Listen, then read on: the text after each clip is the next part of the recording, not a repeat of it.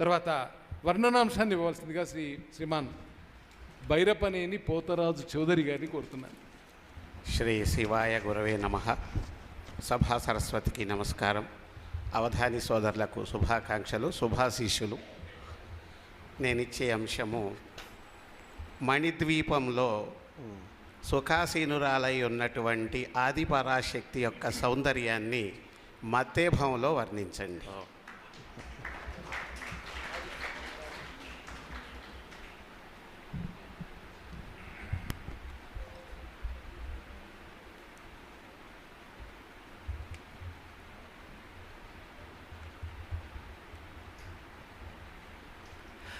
నవవిద్యార్ణవ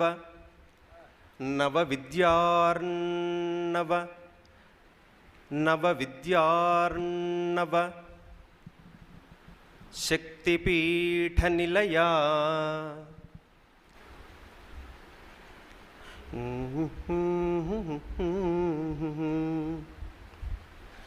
నవవిద్యార్ణవ శక్తిపీఠనిలయా నైష్కర్మ్య నవవిద్యార్ణవశక్తిపీఠనిలయా నైష్కర్మ్య దానికోసమే లోపల నవవిద్యార్ణవశక్తిపీఠనిలయా నైష్కర్మ్య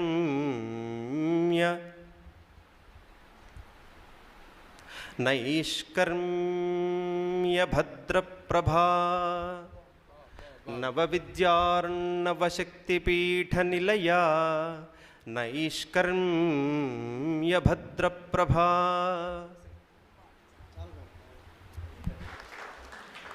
వర్ణన పోతరాజు చౌదరి గారు చాలా మంచి అంశాన్ని ఇచ్చారు. మణిద్వీప వర్ణన. అసలు అమ్మవారిని ఇట్లా దర్శనం చేసుకునేటట్లుగా ఉన్నది ప్రశ్న. ముందుగా నవవిద్యార్ణవశక్తిపీఠనిలయా నైష్కర్మ్యభద్రప్రభా భవదుర్భేదనతంత్రమంత్రపదమా వైరాగ్య సద్భాగ్యమా కవితాకారణకార్యరూపకలనా కళ్యాణ సంధాయిని శివమో నీకు నమశ్శతంబుజనని చింతామణి ఆమని. అద్భుతం.